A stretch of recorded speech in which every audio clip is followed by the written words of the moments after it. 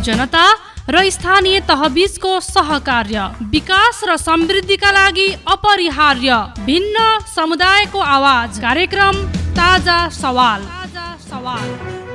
नमस्कार, रेडियो कार्यक्रम ताजा सवालमा म सावित्री गिरीको तपाईलाई हार्दिक स्वागत छ।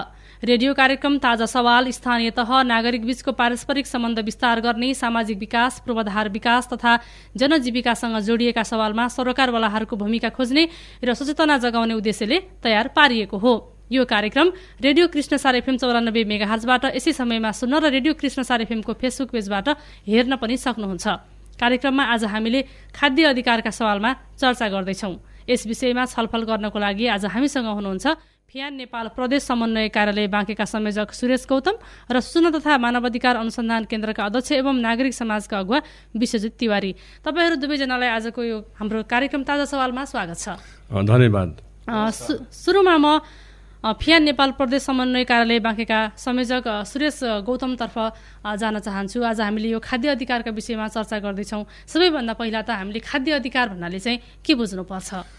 धन्यवाद साविरजी। म सर्वप्रथम त तपाईँको यो रेडियोलाई म हार्दिक धन्यवाद दिन चाहन्छु। र खाद्य अधिकारको कुरा गर्दा कुनै पनि मान्छेले आफूलाई चाहिए जति आफूलाई पूर्ण रूपमा आफूलाई खाना पाउनुपर्छ भन्नेको मान्यता हो यो। र त्यो खाना कस्तो हुनुपर्छ त भन्दा त्यो खाना क्वालिटीको हुनुपर्छ, अनि त्यो खाना कस्तो हुनुपर्छ भन्ने त्यो सांस्कृतिक हिसाबले चाहिँ मान्य हुनुपर्छ। त्यो खाना हामीले खाइसकेपछि हामीलाई हार्म गर्ने हुनु हुँदैन। र त्यो खाना चाहिँ के त भन्दाखेरि चाहिँ हामीलाई ताजा हुनुपर्छ। त्यो खानाले हामीलाई चाहिँ कुनै पनि हानि नोक्सानी नगर्ने खालको चाहिँ खाना हुनुपर्छ भन्ने मान्यता हो यसको। र यो प्रत्येक मान्छेले, संसारका प्रत्येक मान्छेले खाना पाउनुपर्छ भन्ने यसको मान्यता छ। र यो खानाको लागि खाद्य अधिकारको कुरा गर्दाखेरि हामीले चारवटा आयामहरूलाई पनि जोड्ने गर्छौँ। खाद्य उपलब्धता हुनुपर्छ, खाद्य पर्याप्तता हुनुपर्छ, खाद्यमा पहुँच हुनुपर्छ र खाद्यमा दिगोपन हुनुपर्छ। र यो चारवटा कुराहरूलाई फेरि टाई अफ गर्ने कुरा अथवा त्यसलाई एउटा राज्यले सम्मान गर्नुपर्ने, संरक्षण गर्नुपर्ने र परिपूर्ति गर्नुपर्ने राज्यको दायित्व हुन्छ भन्ने हामीले भन्ने गर्छौँ। यसरी कुनै पनि मान्छे भएर जन्मिसकेपछि उसले खाना पाउनुपर्छ। त्यो खाना स्वस्थ हुनुपर्छ, त्यो खाना पौष्टिक हुनुपर्छ, त्यो खाना तपाईँको संस्कृति अनुसार स्वीकार्य हुनुपर्छ भन्ने मान्यता यसको चाहिँ विश्वव्यापी रूपमा रहेको छ। यसै आधारलाई लिएर हामीले खाद्य अधिकारका सवालहरूलाई जोड्ने गरेका छौँ र खाद्य अधिकारको सवालहरू चाहिँ यसरी हामीले बुझ्ने गर्नुपर्दछ। अब तपाईँको संस्थाले विशेष गरी अहिले 3वटा प्रदेशमा लुम्बिनी, कर्णाली र सुदूरपश्चिम प्रदेशमा रहेर प्रत्यक्ष रूपमा यो खाद्य अधिकारका सवालमा काम गरिरहेको छ। एकदमै निम्न वर्गीय व्यक्तिहरूदेखि सम्भ्रान्त व्यक्तिहरूको खाद्य अवस्था कस्तो छ भन्ने कुरा तपाईँको संस्थाले विश्लेषण गरेको छ। विभिन्न प्रतिवेदन, पुस्तकहरू पनि प्रकाशन गरिसकेको र लामो अनुभव तपाईँको संस्थालाई छ र तपाईँ आफै व्यक्ति स्वयंलाई पनि यस क्षेत्रमा एकदमै लामो अनुभव पनि छ। अहिले अवस्थाको कुरा गर्दाखेरि ठ्याक्कै कस्तो छ अवस्था खाद्य अधिकारको? अब हामीले के भन्ने गर्छौँ भने खाद्य अधिकारको सुनिश्चित हुनको लागि मैले अघि पनि भने खाद्य उपलब्धता हुनुपर्छ। खाद्य उपलब्धताको मतलब के त भन्दाखेरि चाहिँ हामी नेपालगञ्जको एउटा चाहिँ पेरिफेरीमा सहरमा छौँ र यहाँबाट धेरै दुर्गम जिल्लाहरू छन्। यहाँबाट महिनौँ दिन लागेर चाहिँ जाने ठाउँहरू छन्। तपाईँको त्यो ठाउँमा पनि मान्छेले खाने कुराहरू उपलब्धता हुनुपर्छ भन्ने मान्यता हो त्यसको। र खाने उपलब्धता कसरी हुनसक्छ भने मान्छेले दुईटा हिसाबले, मान्छेले आफै खाना कसरी अब खाना पाउनुपर्छ भन्ने मान्यता त भयो, तर यसको मतलब के राज्यले चाहिँ खाना लगेर चाहिँ बाँड्दै हिँड्नुपर्ने हो त भन्ने कुराहरू पनि यसमा आउन सक्छ। त्यो कुरा होइन। कुनै पनि मान्छेले खाना पाउनुपर्छ। त्यो खाना कसरी पाउनुपर्छ त भन्दाखेरि चाहिँ ऊ कि श्रमसँग जोडिएर, कि रोजगारसँग जोडिएर, कि उत्पादन गरेर, कि रोजगारसँग जोडेर चाहिँ उसले खाना पाउनुपर्छ भन्ने मान्यता हो। र त्यो श्रमसँग जोड्ने कुरा र रोजगारसँग जोड्ने कुरा र उत्पादनसँग जोड्ने कुरा चाहिँ राज्यले त्यसको व्यवस्था गर्नुपर्छ भन्ने मान्यता छ। त्यसले गर्दाखेरि चाहिँ अब अहिले खाद्य उपलब्धताको कुरा गर्दाखेरि हामीले अहिले पनि धेरै न्युजहरू आइरहेको छन्। दुर्गम जिल्लाहरूमा अहिले पनि चाहिँ धेरै खाद्यान्नको चाहिँ जुन डिपोहरू छन्, सबै डिपोहरू खाली भएको कुराहरू हामीले न्युजले पढिरहेको अवस्थाहरू छ। सरकारले होइन हामीसँग छ खाद्यान्न भन्छ, तर पनि के त भन्दाखेरि चाहिँ त्यस्तो असहज परिस्थितिमा चाहिँ राज्यले खाद्य त्यो नागरिकहरूलाई उपलब्धता गराउनु पर्ने बाध्यता पनि एउटा बाध्यात्मक व्यवस्था पनि छ। तर पनि त्यो त्यो कुराहरू चाहिँ राज्यले त्यो सुनिश्चित गर्ने कुराहरूलाई अहिले पनि हामीले इन्स्योर गर्न सकिरहेको अवस्थाहरू छैन। र तपाईँ हामीले हेऱ्यौँ भने खानाको क्वालिटी छैन। खानामा चाहिँ हामीले जुन खालको चिजहरू हामीले पाउँछौँ अहिले नेपालगञ्जको बजारमा मात्रै, तपाईँले काठमाडौँको सहरमा मात्रै कुरा होइन, होइन, प्रदेशका चाहिँ राजधानीमा मात्रै कुरा होइन, एउटा चाहिँ सदरमुकाममा मात्रै त्यो कुरा पाएर होइन, त्यो प्रत्येक ठाउँमा त्यो कुराहरूको उपलब्धता हुनुपर्छ।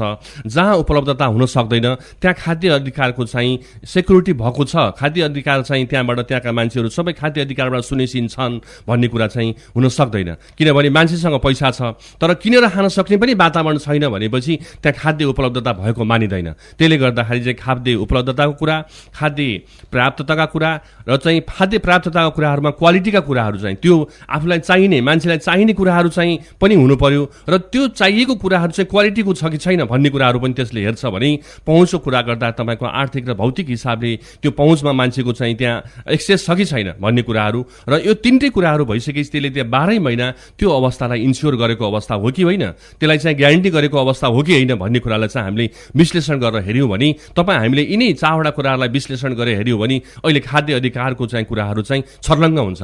त्यसले गर्दाखेरि चाहिँ अब हामीले एउटा कुरा के कुरा बुझ्नु जरुरी छ भने खाद्य अधिकारको इन्स्योर हुने कुरा चाहिँ के त भन्दाखेरि चाहिँ राज्यले डे टु डे कसैलाई लगेर खुवाउन सक्ने अवस्था रहँदैन, तर चाहिँ राज्यले त्यो खालको इन्भाइरोमेन्ट बनाउनु पर्यो जो इन्भाइरोमेन्टमा कि उत्पादनसँग जोड्नु पर्यो कि रोजगारसँग जोड्नु पर्यो। र यो चारवटा डाइना, यो चाहिँ जुन हामीले पिलरका कुरा गर्छौँ, यो चारवटा पिलरले चाहिँ काहीँ न काहीँ त्यसलाई चाहिँ होइन ब्रिज गरेको भएन भने त्यहाँ चाहिँ खाद्य अधिकार सुनिश्चित भएको मानिँदैन। हुन्छ। अब चाहिँ हामी सूचना तथा मानव अधिकार अनुसन्धान केन्द्र का प्रमुख एवं नागरिक समाजका अगुवा विश्वजित तिवारीतर्फ जान चाहन्छु। नेपालको संविधान 2072 को धारा 36ले खाद्य सम्बन्धी हक अन्तर्गत खाद्य अधिकार, खाद्य सुरक्षा तथा खाद्य सम्प्रभुतालाई नागरिकको मौलिक हकको रूपमा सुनिश्चित गरेको छ। यो खाद्य अधिकारलाई मानव अधिकारसँग चाहिँ कसरी जोड्नुहुन्छ?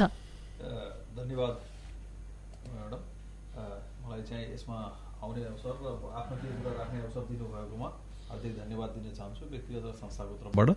यो हजुरले उठाएको कुरा र अघि चाहिँ हाम्रो सरले उठाएको कुरा एकदम जुनुन कुरा छ र यो जुनुन कुरालाई हाम्रो संविधान जुन 2072 साल असोजको 3 गते यो नयाँ संविधान आयो, जुन नयाँ संविधान आइसकेपछि त्यसमा चाहिँ यसको मौलिक अधिकारमा यसलाई जोडेको छ र यो मानव अधिकार हो, फन्डामेन्टल राइट हो र फन्डामेन्टल राइटसँग यसलाई अन्तर्राष्ट्रिय कानुनहरूलाई पनि यसलाई अंगीकार गरेको छ। अन्तर्राष्ट्रिय कानुनहरूले पनि यसलाई चाहिँ एउटा मेन्डेट दिएको छ कि यो कानुनी व्यवस्था छ, यस्तो छ र यसलाई हाम्रो देशले पनि त्यही किसिमले बनाएको छ। यो मौलिक अधिकार मानव अधिकारमा यो जीवनको अधिकारसँग सम्बन्धित छ। हेर्नुहोस्, व्यक्तिको चाहिँ खाना पाउने अधिकार, हैन, त्यो चाहिँ एउटा त्यो पनि स्वच्छ खाना पाउने अधिकार मानव अधिकार हो र सबैले चाहिँ पर्याप्त रूपमा जति उसलाई चाहिन्छ खाना, यो होइन अपर्याप्त होइन, पर्याप्त रूपमा। यहाँ त के व्यवस्था छ भने पर्याप्त पनि हुँदैन, केही चाहिँ त्यो नहुँदैन, हैन। त्यसले गर्दाखेरि यसलाई मानव अधिकारको रूपमा एकदम चाहिँ त्यसलाई जोडिएको छ। हाम्रो संविधानको धारा 16 ले सम्मानपूर्वक बाँच्न पाउने अधिकार दिएछ। हेर्नुहोस्, हैन, सम्मानपूर्वक बाँच्न पाउने अधिकार जुन मौलिक अधिकार फन्डामेन्टल राइटको आर्टिकल 16 ले त्यसलाई अंगीकार गरेको छ कि सबै व्यक्तिलाई सम्मानपूर्वक बाँच्न पाउने अधिकार। बाँच्न कसरी? बिना खानाको त मान्छे बाँच्न सक्दैनन्, हैन। त्यो चाहिँ एउटा सम्मानपूर्वक तरिकाले उसलाई जति चाहिन्छ, नागरिकलाई कति चाहिने हो, के चाहिने हो, त्यस्ता कुराहरूलाई उसलाई मानव अधिकारसँग जोडेर एउटा चाहिँ त्यो किसिमले राखेको स्थिति छ। अब यस बीचमा म एउटा प्रसङ्ग पनि जोड्न चाहन्छु। भर्खरै मात्र अहिले चर्चामा छ यो विषय, कुहिएको चामलको विषय, जुन नेपालगञ्जबाट कर्णाली प्रदेशमा त्यो चामल पुर्याइँदैछ भन्ने कुराहरू आइरहेको छ। जुन नेपालगञ्ज भन्सार कार्यालयमा यो विश्व खाद्य कार्यक्रम मार्फत आएको चामल चाहिँ गुणस्तरहीन भएको प्रतिवेदनपछि रोकिएको भए पनि पुनः परीक्षण गरी गुणस्तरीय रहेको प्रतिवेदन बनाएको छ, जसले गर्दा चाहिँ चामलको गुणस्तरमा अहिले शङ्का उब्जिरहेको पनि छ। यो विषयलाई चाहिँ कसरी हेर्नु भएको छ? अब यो विषय अहिले जुन मिडिया र चाहिँ अरू ठाउँबाटहरू आएको छ, यो गम्भीर इस्यु हो। यो अब गुणस्तरीय, पहिला चाहिँ गुणस्तरीय नहुने, अहिले फेरि चाहिँ त्यो कुन प्रविधि कुन उसबाट चेक गरेर त्यसलाई गुणस्तरीय बनाइदिने, हैन। त्यो चाहिँ भएको छ भने त्यसमा पनि केही न केही हेर्नुपर्छ। पहिला सुन समातियो, पछि ल थपेर लसुन बनाए जस्तै हो कि त्यो चाहिँ एउटा गम्भीर प्रश्न हो र त्यसलाई हेर्नुपर्ने स्थिति छ। हामी नागरिक समाजको तर्फबाट त्यसलाई हामी एउटा सचेत पनि भएका छौँ। यो किनकि यहाँबाट गएपछि कहाँ जान्छ त भने हाम्रै नेपालमा जाने हो, नेपालका दाजुभाइ नेपालका दिदीबहिनीले त्यो खाने हो, हैन। त्यो कर्णाली प्रदेशमा जान्छ भन्ने हामीले सुनेका छौँ।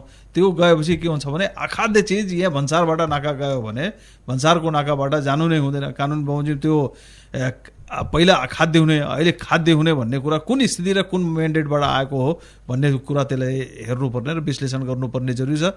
त्यो गम्भीर एउटा चासोको विषय छ। हामी त्यो मानव अधिकार सञ्जाल, मानव अधिकार आयोग सबैले चाहिँ त्यसलाई हेर्छौँ र त्यो हेरिसकेपछि पहिला राष्ट्रिय मानव अधिकार आयोगले त्यसलाई पनि उठाएको इस्यु हो। हामी मानव अधिकार सञ्जाल छ, मानव अधिकारहरूको चाहिँ एउटा सञ्जाल हुन्छ, नेटवर्क छ, त्यो नेटवर्कले पनि त्यसलाई इस्यु उठाएको थियो। त्यो इस्यु अब चाहिँ कसरी चाहिँ भएको छ त्यसलाई हामी हेरेर विचार गरेर त्यसलाई पनि अगाडि बढ्छौँ।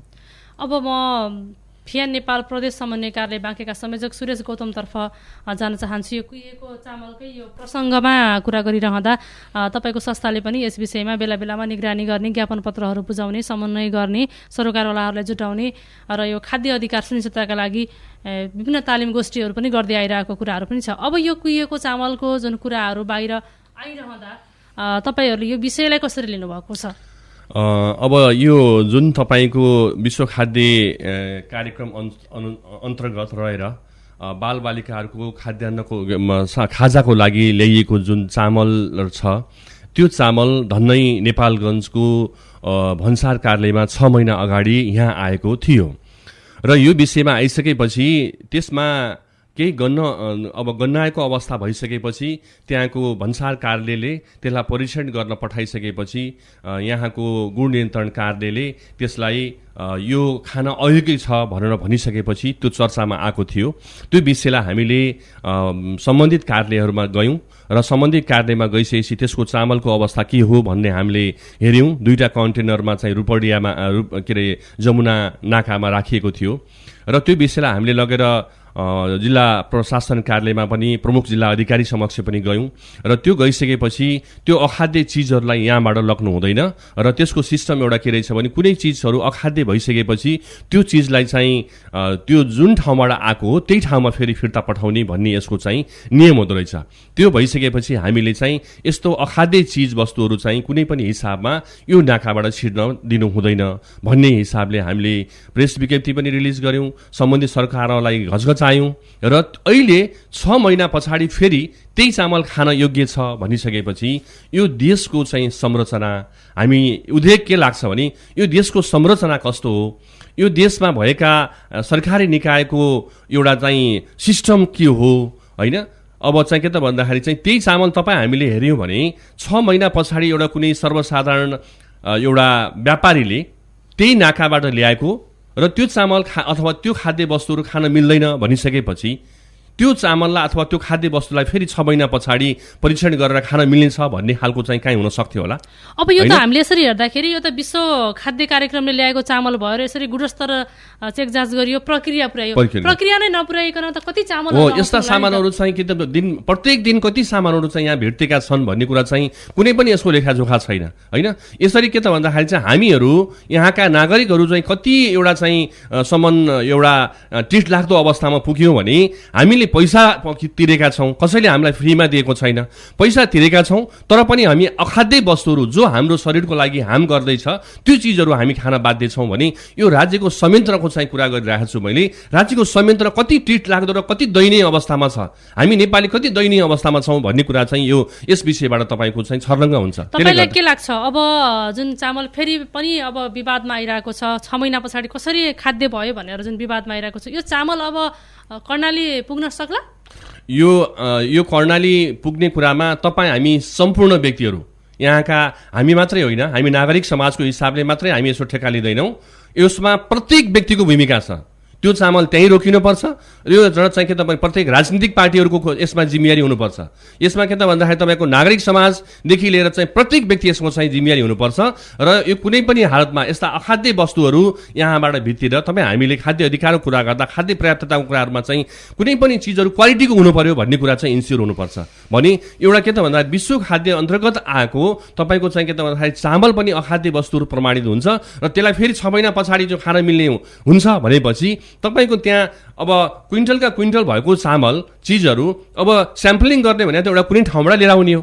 त्यो ल्याउने कुराहरू चाहिँ त्यो सबै चामलहरू खान मिल्ने अवस्थामा छ त त्यो इन्स्योर हुनु पर्यो कि परेन? त्यसले गर्दाखेरि चाहिँ त्यहाँका बालबालिकाहरूलाई के त भन्दाखेरि चाहिँ हामीले त्यो भनेको अपराध हो। यो तपाईँको कुनै पनि अखाद्य चिजवस्तुहरू ल्याएर वितरण गर्ने भनेको चाहिँ अपराध हो। यसको चाहिँ के भागीदार चाहिँ सम्बन्धित निकायहरू हुनुपर्छ र यसको लागि चाहिँ सरकारले चाहिँ कडाभन्दा कडा खालको चाहिँ कानुनी प्रक्रिया ल्याएर त्यसलाई चाहिँ खान मिल्ने कुराहरू चाहिँ हो भनेपछि निर्वाध हिसाबमा आउनु पर्यो, नत्र भनेपछि यसरी चाहिँ सब आम जनतालाई चाहिँ कन्फ्युजनमा पारेर यसरी यो खालको भ्रम चाहिँ गर्न चाहिँ पाइँदैन। सुन तथा मानव अधिकार अनुसन्धान केन्द्रका अध्यक्ष एवं नागरिक समाजका अगुवा विश्वजित तिवारीज्यू, जसरी अहिले यो कुहिएको चामलले एक किसिमले अब नेपालगञ्जलाई मात्र होइन नेपाललाई नै नेपालभरि नै यो विषय एकदमै तातिएको छ, यसलाई एकदम गम्भीर सवालका रूपमा पनि हेरिएको छ। अब यस्ता खालका गतिविधिहरूलाई आगामी दिनमा पनि हुन नदिनका लागि नागरिक समाजबाट खेल्नुपर्ने र विभिन्न सरकारवालाहरू ध्यान दिनुपर्ने कुराहरू चाहिँ के हो? ध्यान दिनुपर्ने पहिला कुरा के हो भने सबभन्दा पहिला त थाहा पाउनु पर्यो। हेर्नुहोस् कुन सामान के आउँदैछ, यो सूचनाको अधिकारसँग सम्बन्धित कुरा छ, रिलेटेड छ। सूचना हुनु पर्यो, सही सूचना हुनु पर्यो, सही चाहिँ जनताले त्यो कुरा, नागरिक समाजले त्यो कुरा थाहा पायो भने त्यो कुरालाई आफ्नो तर्फबाट उठाउँछ। हेर्नुहोस् यहाँ के हुन्छ भने सबभन्दा पहिला त थाहै दिँदैन। हेर्नुहोस् त्यो कुरा कहाँसँग रिलेटेड छ भने यो मानव अधिकारसँग रिलेटेड कुरा हो र यो मानव अधिकारसँग अन्तर सम्बन्धित कुरा हो र अन्तर सम्बन्धित भइसकेपछि यो संविधानको जुन धारा मैले अघि भने धारा 16 हैन, त्यो सम्मानपूर्वक बाँच्न पाउने अधिकार, त्यसपछि धारा 27 यो सूचनाको अधिकार। अब सूचनाको अधिकारमा 5 वटा कुरा मात्रै गोप्य राखिन्छ। हेर्नुहोस् त्यो भनेको शान्ति सुरक्षा, आफ्नो व्यक्तिगत कुरादेखि लिएर अरू कुराहरू कुनै एकदम चाहिँ अशान्ति हुन सक्ने त्यस्ता कुरा छ भने मात्रै नदिने हो। यहाँ त कस्तो हुन्छ भने त्यो आयो भने बाहिरबाट तेस्रो मुलुकबाट कहीँबाट सामान आउने बित्तिकै चाहे गुणस्तरीय हो, गुणस्तरीय हो भने त्यो किसिमले आउनु पर्यो, फाइन्ड आउट भएर आउनु पर्यो। अघि सुरेशजीले भने जस्तै त्यो 6 महिना अगाडि चाहिँ हेर्दाखेरि गुणस्तरीय थियो। अब यो एउटा चाहिँ दिमागले पनि के सोच्न सकिन्छ भने 6 महिना अगाडि गुणस्तरीय नहुने, अब अहिले आएर गुणस्तरीय हुने। मान्छे त अब त्यो कुहेर जाने चिज हो हैन, जति कन्टेनरमा राख्ने हो, जति राख्ने हो, जति सुरक्षित साथ राखे पनि त्यो त कुहेर जाने कुरा हो हैन। त्यो चाहिँ त्यो एउटा कुरा छ। अब नागरिक समाजको हाम्रो भूमिका के हुन्छ भने सबभन्दा पहिला हामीले थाहा पाउनु पर्यो। यस्ता कुराहरू मिडिया पत्रकार साथीहरूबाट त्यो कुराहरू आयो भने, नागरिक सभाबाट त्यो कुरा आयो भने त्यो सवाल हुन्छ। सवालको पहिचान भयो भने हामीले त्यो कुरालाई उठाउने हो र त्यो कुरालाई सम्बोधन भएन भने हामी ज्ञापन पत्र मार्फत हुन सक्छ। भोलिको दिनमा अदालतमा पनि जान सकिन्छ। एउटा PIL लायर ग्रुप भन्ने एउटा टिम छ, यो सार्वजनिक सरोकारमा काम गर्ने वकिल साथीहरू हामी छौँ, त्यसमा पनि छलफल गरेर अदालतबाट पनि त्यो कुराहरूलाई सम्बोधन गर्न सकिन्छ। त्यो आफ्नो हैन गुणस्तरीय चिज चाहिँ हुनु पर्यो।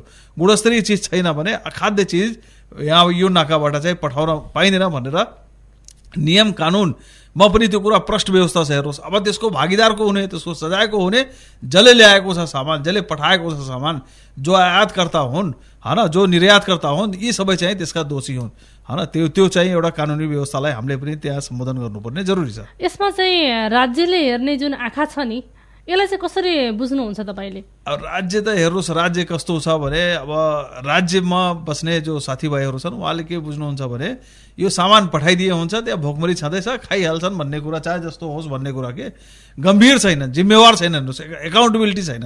जब एकाउन्टेबिलिटी हुँदैन, गम्भीरता हुँदैन र मेरो यो जिम्मेवारी मेरो दायित्व हो र मेरो कर्तव्य हो। हाम्रो संविधानको धारा 48 ले यो पनि कुरा भन्छ नागरिकको कर्तव्य। हेर्नुहोस् हाम्रो पनि कर्तव्य के हो भने हाम्रो ड्युटी नेपालको ऐन नियम कानुन मान्नुपर्ने, गलत भइरहेछ भने त्यो गलत कुरा भन्नु पर्यो, सही भएको छ भने सहीको कुरा भन्नु पर्यो। अब गलत सामान ल्याएर त्यसलाई त्यो हो भन्ने कुरा त हामीले भन्नै सक्दैनौँ। हेर्नुहोस् त्यो कुरा चाहिँ राज्यको जिम्मेवारी, राज्यका जिम्मेवार निकायहरू। तपाईँले बिहान पनि फोन गर्नुभयो, हेर्नुहोस् धेरै साथीहरूलाई फोन गर्नुभयो, जो जिम्मेवार सरकारी निकायका साथीहरूलाई फोन गर्नुभयो कि कुरा के हो आखिर चाहिँ आओस्, तर आएन कुराहरू के। उहाँहरू के हुनुहुन्छ भने माथिबाट त्यो कुरा सोध्नुपर्छ। जहाँसम्म माथिको कुरा छ भने त्यस्तो आयो भने भोलि त्यो समस्याको समाधान हुन सक्ने स्थिति हुँदैन। जिम्मेवारी पनि लिनु पर्यो के राज्यको। जब चाहिँ तपाईँ हामी ट्याक्स यो नागरिकबाट हामीले तिरेको ट्याक्सबाट नै ती व्यक्तिहरूले चाहिँ तलब खाने, हेर्नुहोस् भत्ता खाने, यस आरामका गाडीहरू बस्ने, एसी कोठामा बस्ने, तर जिम्मेवार नहुने हो भने, को प्रति जिम्मेवार नहुने हो भने जनताप्रति जिम्मेवार हुँदैनन् भन्ने कुरा हामीले बुझ्नुपर्छ। हुन्छ। यस विषयमा हामीले खाद्य प्रविधि तथा गुण नियन्त्रण कार्यालय नेपालगञ्जका प्रमुख अमित भूषण सुमनसँग कुराकानीका लागि समय माग गरेका थियौँ, तर उहाँले चाहिँ माथिल्लो विभागमा सोध्नुपर्छ भन्ने जानकारी गराउनुभयो भने भन्सार कार्यालय नेपालगञ्जका प्रमुख चाहिँ सम्पर्कमै आउन चाहिँ सकिरहनु भएको छैन। हामीले प्रयास गरिरहेका छौँ, साथै अन्य सरकारवालाहरूसँग पनि हामीले यस विषयमा कुराकानी गरिरहेका छौँ। त्यही सन्दर्भमा आज हामी यसरी छलफलमा पनि जुटेका छौँ। फियाल नेपाल प्रदेश समन्वय कार्यालय बाँकेका संयोजक सुरेश गौतमज्यू, अब दुर्गम क्षेत्रहरूमा अझै नाजुक अवस्था छ भन्ने कुराहरू जुन आइरहेको छ होइन, त्यहाँका जुन लोप उन्मुख सीमान्तकृत समुदायका व्यक्तिहरू पनि छन्, अति गरिब विपन्न वर्गका व्यक्तिहरू पनि छन्, उनीहरूको दैनिकी चाहिँ कसरी गुज्रिरहेको छ त्यहाँको चित्रण गरिदिनुहोस् न। अब तपाईँ हामी यही देशमा हुर्केको, यही देशमा चाहिँ बढेको होइन, तपाईँ हामी पनि एउटा चाहिँ कुनै दुर्गम ठाउँबाट चाहिँ यहाँ हामी आइरहेका अवस्थाहरू छ भने तपाईँ हामी सबैलाई थाहा छ कि वास्तवमा मान्छेहरूको चाहिँ के त भन्दाखेरि जुन ठाउँमा जुन पहाडी इलाकाहरू त्यसमा हिमाली जिल्लाहरूका छन्, जसमा चाहिँ के त भन्दाखेरि चाहिँ कुनै ठाउँमा पुग्नको लागि चाहिँ दिनभरि लाग्छ, अथवा चाहिँ सदरमुकामबाट तपाईँको चाहिँ महिनौँ दिन पनि हिँड्नुपर्ने ठाउँहरू अहिले पनि होइन, हप्तौँ दिन हिँड्नुपर्ने ठाउँहरू पनि छन्। त्यस्तो ठाउँमा खाद्यान्न पर्याप्त, अब त्यहाँ उत्पादन हुने कुराहरू चाहिँ के छ भने अब त्यसको चाहिँ भौगोलिक बनोटको कारणले गर्दा त्यहाँ उत्पादन हुन सक्दैन। त्यहाँ भएका उत्पादनहरू चाहिँ के त भन्दाखेरि चाहिँ कुनै फलफुलहरू अन्य चिजहरू भए पनि खाद्य बालीहरू चाहिँ उत्पादन हुन नसक्ने, उत्पादन भए पनि ढिलो उत्पादन हुने कारणले गर्दाखेरि खाद्य एउटा चाहिँ हामीले त्यसमा खाद्यको उपलब्धता गराउनु पर्ने कुराहरू चाहिँ फेरि पनि यतै तराई भेडबाट चाहिँ गर्नुपर्ने अवस्थाहरू चाहिँ एउटा छ भने त्यहाँ भएका पनि मूल्यवान जडीबुटीहरू पनि हामीले यतापट्टि ल्याउनु पर्ने पनि एउटा खालको त्यो खालको पनि त्यहाँ पनि सम्भावना नभएको कोही कुरा होइनन्। तर पनि के त भन्दाखेरि त्यहाँका आम नागरिकहरूले कसरी भने उपलब्धता कुनै पनि चिजको तपाईँले बजारमा छानेर लिन पाउनुभयो भने त तपाईँले यो राम्रो छ यो नराम्रो छ भनेर लिन पाउनुहुन्छ। जो बजारमा तपाईँको चाहिँ तपाईँले जुन आफैलाई उपभोग गर्ने सामान हो त्यो सामान नै त्यो बजारमा पर्याप्त मात्रामा छैन, त्यो सबैले पुग्दैन भनेपछि त्यो सामानको ती के हुन्छ त, अब चाहिँ कसरी लिने भन्ने कुरा प्रतिस्पर्धा मात्रै हुन्छ। त्यो कारणले गर्दाखेरि चाहिँ तपाईँ हामी अब खाद्यान्नको चिज पनि त्यही हो भने अनि मान्छेले त्यहाँ पर्याप्त मात्रामा पुगेको छैन, पुगेको सामान पनि तपाईँको चाहिँ एकदमै बढी कस्ट हालेर तिर्नुपर्छ र चाहिँ जुन सामानहरू तपाईँ त्यहाँ पुग्छ त्यो सामानहरू के त भन्दाखेरि चाहिँ अखाद्य भइसकेको अथवा चाहिँ एक्सपायर भइसकेको चाहिँ नियर डेट होइन, तपाईँको कि एक्सपायर भएको होला, छैन भने एक्सपायर नियर डेट भएको होला होइन, नजिक चाहिँ त्यो चाहिँ भएको अवस्थामा चाहिँ हामीले पाउने गरेको पाउँछौँ। तपाईँ हामी पनि पहाडीको इलाकामा गयौँ भने त्यो खालको बाध्यता अहिले पनि त्यहाँका मान्छेहरूले भोगिरहेको अवस्थाहरू छ। तपाईँको पहाडी जिल्ला मात्रै तपाईँले नभनौँ, हाम्रो यही नरैनापुरमा पनि हामी गयौँ भने पनि यस्ता खालका कुराहरू भेटिन्छन् भने मान्छेको उपलब्धताको कुरा हुने र पर्याप्त मात्रामा चाहिँ जुन चिजहरू पाइनुपर्ने हो त्यो चिजको अहिले पनि आम रूपमा नेपालमा तपाईँको चाहिँ पहाडी भेगमा हेर्नुहुन्छ भने त्यो समस्या अहिले त्यहाँका मान्छेले भोगिरहेको अवस्थाहरू छ। यसमा चाहिँ एउटा तपाईँले बोलिरहँदा मलाई एउटा प्रसङ्ग के जोड्न मन लाग्यो भने जस्तो सुगम क्षेत्रबाट दुर्गमतर्फ जसरी अखाद्य वस्तुहरू गइरहेछन् त्यस्तै विकसित कन्ट्रीहरूले नेपालमा अखाद्य वस्तुहरूलाई भित्राउन पर्छ भन्ने धारणा त ल्याएका होइन। अब त्यो कुरालाई चाहिँ अब हामीले त्यही कुरा हो त नभनौँ होइन, तर के त भन्दा यहाँ अन्तर्राष्ट्रिय हिसाबले पनि यसको एउटा आफ्नै मूल्य मान्यता छ। तर के त भन्दाखेरि चाहिँ यहाँ आउने चिजहरू चाहिँ त्यही साल उत्पादन भएको चिजहरू चाहिँ आउँदैन। तपाईँले यो 100% कुरा के हो भने अब जस्तो कि अमेरिकालाई आफूलाई चाहिने खाद्यान्न भन्दा 2 times 3 times बढी उसले उत्पादन गर्छ अरे होइन। अब त्यो भन्नु पऱ्यो नि, त्यो सबै कुरा आफूले थाहा पाइ नसकेपछि हामीले सुनेका कुरा न्युजबाट पढेका कुराहरू। अब त्यो चिजहरू के त भन्दाखेरि चाहिँ यसरी थर्ड कन्ट्रीहरू जो कन्ट्रीहरूमा चाहिँ उनीहरूले चाहिँ सपोर्ट, अब अफ्रिकन कन्ट्रीहरू यस्ता खालका चाहिँ कन्ट्रीहरूमा चाहिँ उनीहरूले पठाउने गर्छन् र त्यो चिजहरू के त भन्दाखेरि चाहिँ एक त बाटैको चाहिँ लामो म्याद पनि भयो तपाईँको होइन। अर्को कुरा के त भन्दाखेरि चाहिँ त्यहाँबाट चाहिँ सधैँ चिज हाले पनि यहाँ आइपुग्दाखेरि चाहिँ अब खराब अवस्थामा आइसक्छ होइन, आउन पनि सक्छ। तर यसको मतलब के हो भने खराब चिज आइसकेपछि पनि त्यो चिजलाई चाहिँ हामीले त्यसलाई चाहिँ होइन विसर्जन गर्ने अथवा त्यसलाई फाल्ने, त्यसलाई चाहिँ अब त्यो प्रक्रियामा जाने कि हामीले वितरण प्रक्रियामा गएर चाहिँ मान्छेहरूको चाहिँ स्वास्थ्यमाथि खलबाड गर्ने, त्यो कुरा महत्त्वपूर्ण हो नि। तपाईँको खाना मिल्दैन भनिसकेपछि त्यो कुरालाई फेरि 10 चोटि परीक्षण गर्ने, फेरि चाहिँ प्रेसर गर्ने होइन, गभर्मेन्टले प्रेसर गर्ने, तैँले गर भन्ने, सरकारी निकायले बोल्न नसक्ने, यस्तो अवस्था पनि कुनै देशमा हुनसक्छ होइन। यो कारणले गर्दाखेरि चाहिँ यस्ता खालका कुराहरू चाहिँ जुन छन् यो कुराहरूलाई चाहिँ हामीले तपाईँ हामी जस्ता नागरिक समाज, यहाँका राजनीतिक पार्टीहरू र आम नागरिकले यो विषयमा चासो जबसम्म राख्न सक्दैनौँ, तपाईँ हामी के त भन्दाखेरि चाहिँ पैसा पनि तिरेको छ र चाहिँ आफू पनि के त भन्दाखेरि चाहिँ बेकु बनिरहेको छ होइन, र आफ्नो स्वास्थ्यलाई पनि के त भन्दाखेरि चाहिँ असर परिरहेको छ भने यस्ता कुराहरूमा चाहिँ हामी चनाखो हुन जरुरी छ। कुनै पनि सामान किन्नुभन्दा अगाडि त्यसको डेट हुनु जरुरी छ।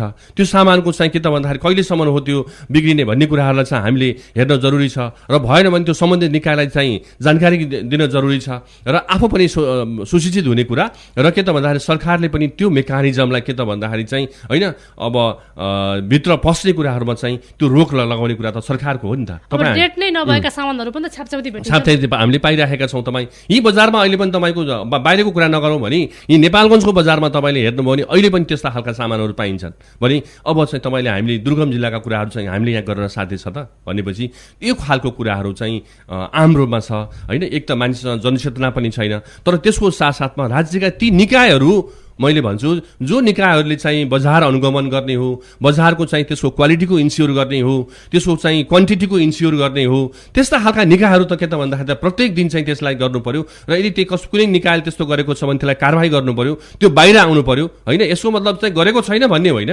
गरेको छु मैले भन्न चाहिँ सरकार पन्छिन पाउँदैन होइन। कुनै एउटा चिज पनि काहीँ देखियो भने तपाईँको त्यसको जिम्मेवारी चाहिँ सरकार लिनुपर्छ, किनभने राज्यले सम्मान गर्नुपर्ने, संरक्षण गर्नुपर्ने र परिपूर्ति गर्नुपर्ने तीनटा राज्यको दायित्व हुन्छन्। संरक्षण गर्नुपर्ने दायित्वमा राज्यले के त भन्दाखेरि बजारमा पारेका कुनै पनि चिजहरूको चाहिँ उपलब्धता भएका चिजहरूको चाहिँ इन्स्योर गर्ने कुरा, ग्यारेन्टी गर्ने कुरा र क्वालिटीको चाहिँ डिस्ट्रिब्युट गर्ने कुरामा चाहिँ राज्यको चाहिँ दायित्व हुन्छ। अब म चाहिँ सूचना तथा मानवाधिकार अनुसन्धान केन्द्रका अध्यक्ष एवं नागरिक समाजका अगुवा विश्वजित तिवारीतर्फ जान चाहन्छु। हामीले नेपालगञ्जलाई थोरै प्रसङ्ग जोडौँ। यहाँ पनि विशेष गरी चाडबाडको बेलामा मात्रै अनुगमन गर्ने चलन छ। अब दसैँ तिहारको बेलामा विशेष गरी अनुगमन हुन्छ, त्यति बेला मात्रै गरेको अनुगमन पनि थुप्रै अखाद्य वस्तुहरू नष्ट गरिन्छ होइन। त्यो केही दिनको लागि मात्रै गरिन्छ। समग्रमा हेर्दाखेरि अहिले पनि अनुगमन गर्यो भने त्यस्ता चिजहरू पनि भेटिन सक्छन्। यस्तो सवालमा चाहिँ आफ्नो स्वास्थ्यलाई मध्यनजर गर्दै एउटा व्यक्ति पनि अबको दिनमा चाहिँ कसरी सचेत हुनुपर्छ केही सामान किन्दा अथवा आफूले जुन प्रयोग गर्ने सामानहरूमा? बडा महत्त्वपूर्ण कुरा राख्नुभएको छ कि यो अनुगमन भन्ने कुरा स्वयं चाहिँ गर्नुपर्छ। अब यो सरकारी संयन्त्रले गरोस् नगरोस् त्यो आफ्नो ठाउँमा हो, तर स्वयं अनुगमन भनेको उपभोक्ता आफै अनुगमन जब गर्न लाग्छ त्यति बेलादेखि मान्छे सचेत हुन्छन् र उपभोक्ता अधिकारको र खाद्य अधिकारको संरक्षण सम्वर्धन त्यति बेलादेखि नै हुन्छ। यो हाम्रो देशमा कानुन त छ, धेरै छ, हेर्नुहोस् कानुनको धेरै छ, तर नुन छैन। हेर्नुहोस् कहाँबाट अगाडि चाहिँ हटाउने हो भने, कहाँ हटाइदिने हो भने कानुनको उसबाट नुन चाहिँ छैन। यहाँ कस्तो भयो भने हामी नुन चाहिँ उत्पादन गर्न नसक्ने, तर कानुनको उत्पादन धेरै भइसकेको छ। जस्तै खाद्य अधिकारको कुरालाई हेर्ने हो भने हाम्रो देशमा संविधानमा पनि त्यो राखिदियो खाद्य अधिकारको कुरा, कानुन पनि ल्याइदिएछ। हेर्नुहोस् नीति पनि ल्याएछ, तर नियत ल्याएन। हेर्नुहोस् त्यसले गर्दाखेरि के भइरहेछ भने अब यो गफले त देश चल्ने त होइन होइन। त्यसको लागि के गर्नु पर्यो भने जस्तो मलाई लाग्छ यो खाद्य अधिकारको सेक्टरमा सिँचाइको पर्याप्तता, मलबिउ तत्काल पाउने होइन, त्यस्ता चाहिँ कृषकहरूलाई एकदम चाहिँ कृषि प्रधान देश भनिन्थ्यो है, तर अहिले कृषि प्रधान देश चाहिँ कागजमा मात्रै सीमित छ। त्यस्ता चाहिँ कुराहरूलाई व्यवहारमा ल्याएर प्र्याक्टिकल वेमा लगेर चाहिँ काम गर्ने। आखिर कुनै देशबाट कुनै सामान आउँछ भने त्यसले आफ्नो कृषि प्रोडक्सनको लागि काम त गरिरहेको छ। मैले सुनेको के छु भने इजरायल भन्ने देश छ, इजरायलले यति प्रोडक्सन गर्छ कि अरूलाई पठाउँछ। नेपालबाट पनि कृषकहरू साथीहरू जान्छन् त्यहाँ कृषि सिक्नको लागि। त्यो कुरा कसरी सिक्छन् होइन, त्यस्ता कुराहरू आखिर नेपालबाट नेपाली नै जान्छन्, त्यो सिकेर ल्याएको कुरा यहाँ त देखाउनु त पर्यो, काम गर्नु पर्यो होइन। त्यो चाहिँ कुराहरूले ल्याउनु पर्यो। एउटा कुरा त्यो भयो। अर्को कुरा के भयो भने यो खाद्य उसमा उपभोक्ताको अधिकारमा हाम्रो देशमा के छ भने तत्काल उजुरीको सिस्टम, जहाँ तत्काल इमिडिएट उजुरी र इमिडिएट जस्टिसको कुरा जबसम्म आउँदैन हामी उजुरी त गर्छौँ। उजुरी गरिसकेपछि त्यो तत्काल न्याय के मान्छेलाई चाहिएको न्याय तत्काल। उसलाई भोक अहिले लागेको छ, तपाईँ पछि 3 दिनपछि उसलाई खाना दियो भने के हुन्छ? त्यस्तै चाहिँ न्यायको कुरा छ। मान्छेले न्याय पनि तत्काल पाउनुपर्छ। उपभोक्ता अधिकारमा हामी चाहिँ उपभोक्ता अधिकारलाई प्रत्येक उपभोक्ता जागरुक उपभोक्ता बनेपछि मात्रै चाहिँ त्यो अनुगमन भनेको सरकारी संयन्त्रले गर्ने हो भने नागरिक स्तरबाट आफै स्वयं नागरिक स्तरबाट त्यसको अनुगमन गर्नुपर्ने जरुरी छ। हुन्छ, हामी अब कार्यक्रमको अन्तिमतर्फ आइपुगेका छौँ। अन्तिममा म फ्यान नेपाल प्रदेश समन्वय कार्यालय बाँकेका संयोजक सुरेश गौतमतर्फ जान चाहन्छु। सुरुवात पनि तपाईँबाटै भयो, अन्त्य पनि तपाईँबाटै हुने जुन अवसर मिलेको छ। अब यो खाद्य अधिकारको सवाललाई यो मिडियाले चाहिँ कसरी अब सम्बोधन गर्नुपर्ने देख्नुहुन्छ? वास्तवमा तपाईँ हामीले हेर्दै जाँदाखेरि चाहिँ हामीले 5वटा अधिकारका कुराहरू गर्ने गर्छौँ, नागरिक तथा राजनीतिक अधिकारका कुराहरू, आर्थिक अधिकारका कुराहरू, त्यस्तै गरेर सांस्कृतिक अधिकारका कुराहरू र अब संस्कृतिका कुराहरू चाहिँ हामीले गर्ने गर्छौँ। र हामीले हेऱ्यौँ भनेपछि अहिले पनि आर्थिक, सामाजिक र सांस्कृतिक अधिकारको कुराहरूलाई त्यति हामीले चाहिँ मिडियाहरूले र चाहिँ सभाहरूले होइन त्यति यसलाई महत्त्वको साथमा दिएको देखिँदैन। अब मलाई पनि के लाग्थ्यो भने तपाईँको खाना पाउनुपर्ने कुरा पनि गर्नुपर्ने कुराहरू हो भन्ने लाग्थ्यो मलाई यो फियान नेपालसँग आफू आबद्ध हुनुभन्दा पहिला। तर अहिले आएर के त भन्दाखेरि चाहिँ यो विषय यति महत्त्वपूर्ण विषय रहेछ, यो प्रत्येक व्यक्तिसँग जोडिएको विषयवस्तु छ, प्रत्येक व्यक्तिको स्वास्थ्यसँग जोडिएको छ, प्रत्येक व्यक्तिको किचनसँग जोडिएको छ, प्रत्येक व्यक्तिको चाहिँ वृद्धि विकाससँग जोडिएको छ, प्रत्येक व्यक्तिको चाहिँ तपाईँको आत्मबलसँग जोडिएको छ, प्रत्येक व्यक्तिको चाहिँ के त भन्दाखेरि चाहिँ समुन्नत विकासको लागि जोडिएको छ यो विषयवस्तु। त्यसले गर्दाखेरि चाहिँ यो विषयवस्तु जबसम्म चाहिँ इन्स्योर हुँदैन तबसम्म चाहिँ प्रत्येक मान्छेले चाहिँ आफ्नो वृद्धि विकास गर्ने कुरा, आफूलाई चाहिँ के त भन्दाखेरि एउटा चाहिँ स्वस्थ बनाउने कुरा होइन, जहाँ चाहिँ तपाईँको स्वास्थ्य नै रहँदैन त्यहाँ त केही पनि रहन सक्दैन भनेपछि यो प्रत्येकसँग जोडिएको विषयवस्तु हो। त्यसले गर्दाखेरि चाहिँ यो विषयवस्तुमा अब मिडियाहरूले चाहिँ कम्तीमा पनि यस्ता खालका सवालहरूलाई महत्त्व दिने, उत्पादन भएका चिजहरूलाई पनि राम्रा पनि ल्याउने र नराम्रा कुराहरू छन् भने पनि त्यसलाई ल्याउने र चाहिँ त्यसलाई चाहिँ एउटा चाहिँ जवाफदेहिता बनाउने होइन, राज्यले गरेका कुरा कमी कमजोरीलाई पनि ल्याउने, राज्यले गरेका राम्रा कुराहरूलाई पनि चाहिँ हामीले तपाईँले यो राम्रो गर्नुभयो यसलाई अझ बढाउनुहोस् भन्ने यस्ता खालका कुराहरू चाहिँ ल्याउने र चाहिँ नागरिक समाजहरूले पनि यस्ता खालका सवालहरू जबसम्म हामी स्वस्थ रहन सक्दैनन् तबसम्म हामीले न काम गर्न सक्छौँ, न पढाइ गर्न सक्छौँ, न हामीले वृद्धि विकास गर्न सक्छौँ, न विकास गर्न सक्छौँ। त्यसले गर्दा यो प्रत्येक व्यक्तिसँग जोडिएको कुराहरू हो। त्यसले गर्दा यो विषयलाई यो किसानसँग जोडिएको विषयवस्तु हो, यो उत्पादनसँग जोडिएको विषयवस्तु हो, यो तपाईँको के त भन्दाखेरि प्रत्येक नागरिकसँग जोडिएको विषयवस्तु हो, यो आयासँग जोडिएको विषय हो, यो निर्यातसँग जोडिएको विषयवस्तु हो, यो क्वालिटीसँग जोडिएको छ, यो संस्कृतिसँग जोडिया छ। त्यसले गर्दाखेरि चाहिँ यो विषयवस्तुलाई चाहिँ मिडियाले अलि बढी महत्त्वको साथमा चाहिँ ल्याउने र त्यो कुराहरूलाई चाहिँ बाहिर ल्याएर सम्बन्धित निकायलाई जवाफदेहिता बनाउने र चाहिँ सम्बन्धित अब चाहिँ राम्रो काम गर्नेलाई चाहिँ इन्सपायर गर्ने र चाहिँ प्रोत्साहित गर्ने खालका कामहरू चाहिँ मिडियाले गर्नुपर्छ भन्ने मलाई लाग्छ। र यो कार्यक्रम चाहिँ मिडियाले जुन खालको कभरेजहरू गरिराखेको छ पछिल्लो समयमा गरेको छैन भन्ने छैन, तर अझ पनि यो पर्याप्तता छैन भन्ने मलाई लागिरहेको छ। यो विषयवस्तुमा चाहिँ मिडियाले अझ बढी ध्यान दिन जरुरी छ भन्ने मलाई लाग्दछ। हवस्, धन्यवाद। आज हामीसँग छलफलमा हुनुहुन्छ फियान नेपाल प्रदेश समन्वय कार्यालय बाँकेका संयोजक सुरेश गौतम र सूचना तथा मानव अधिकार अनुसन्धान केन्द्रका अध्यक्ष एवं नागरिक समाज गाउँका विश्वजित तिवारी। दुवैजनासँग आज हामीले यो खाद्य अधिकार, खाद्य सम्प्रभुताका विषयमा जुन अहिलेको वर्तमान अवस्था जुन कुहिएको चामलसँग जोडिएर समग्रमा हामीले कुराकानी गरेका छौँ। तपाईँ दुवैजनालाई कार्यक्रममा आइदिनु भयो, म धन्यवाद व्यक्त गर्न चाहन्छु। यहाँलाई पनि हामी दुवैजनाको तर्फबाट चाहिँ धन्यवाद दिन चाहन्छु। धन्यवाद, नमस्कार। हवस् त, अब भने हामी कार्यक्रमको ताजा सवालको समयको अन्तिमतर्फ आइपुगेका छौँ। कार्यक्रम सुनेर प्रतिक्रिया दिन नभुल्नुहोला। अर्को साता फेरि नयाँ अङ्कमा भेट हुने नै छ। त्यतिन्जेलसम्मका लागि म कार्यक्रम प्रस्तुता सावित्री गिरी पनि बिदा हुन्छु। नमस्कार।